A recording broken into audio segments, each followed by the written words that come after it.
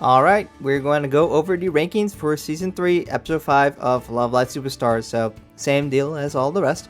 This is completely based on your guys' rankings.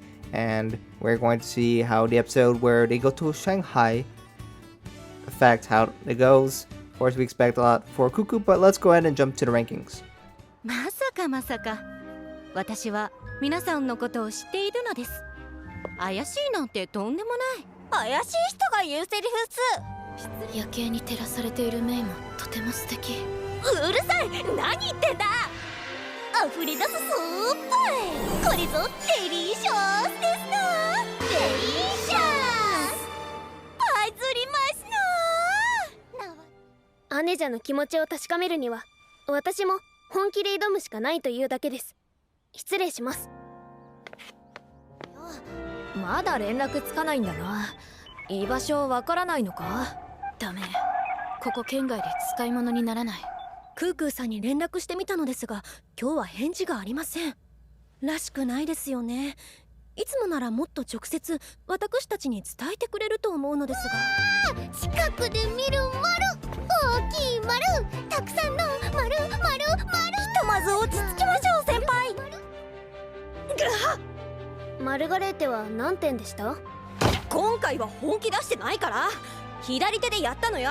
左手。そうよ、クークーを救うわよ。どこにだって行ってやるわ。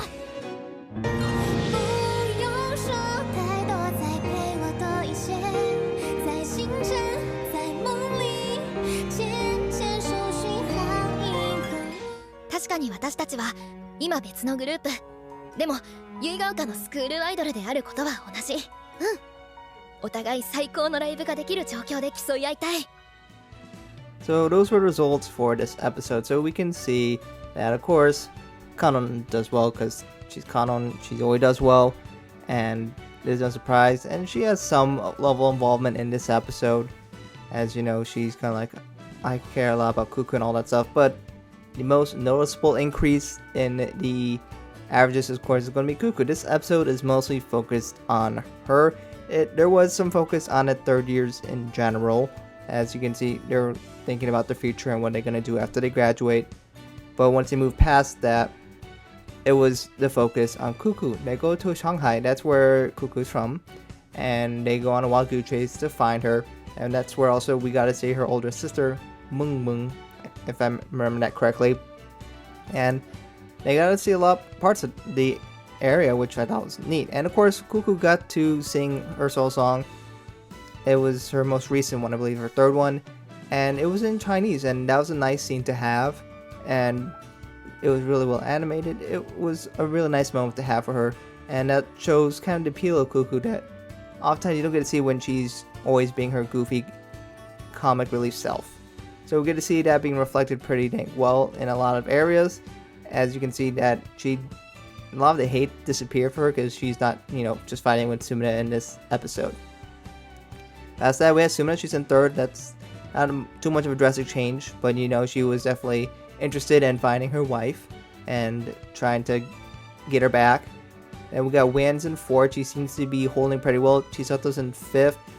A little improvement from before, but mostly she just did her circle gimmick. She just likes her circles. Ren's in sixth, and then May's in seventh.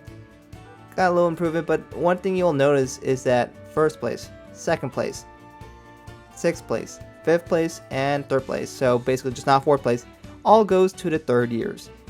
So there's definitely a lot of love going to the third years. Yes, they got the most screen time. They got 3 episodes, or 3 seasons of stuff, where they already got 2 full seasons of stuff, so they're the most familiar characters, but it's a shame that the new characters just don't get the appreciation, and they suffer in the rankings for that.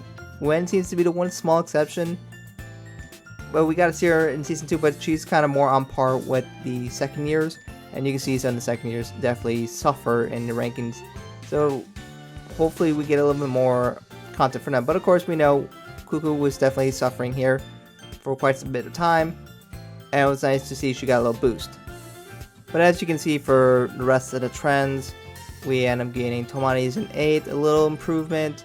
Then we got in 9th place for Natsumi, that's kind of where she's been. Shiki's been 10th, that's where she's usually been. And Kineko, and last, yeah, we know. So if you look at the current trends, we're almost halfway done with the season, and you can start to really see where they're going to probably end towards the end of the season, unless a big change happens. So we can see Kanon is probably going to stay number 1. Sumina has been very good. Wien seems to be solidifying a decent spot. Mei seems to be doing okay, but we can see some worrying trends for like Kinako and Natsumi, who are in bad spots. Tomari might change, but it seems like she's reverting back to where she was. And then Cuckoo, she's got a one nice boost because it's episode, and probably because of the next episode, but the question is, will that last? So we'll definitely have to keep up with this trend, but we know Cuckoo's going to get some more appreciation in the next episode, which is great to see. She definitely needs some. But next up, really, it's got to be Kinako. She is constantly doing poorly, and they're not really doing much to change that in the episodes.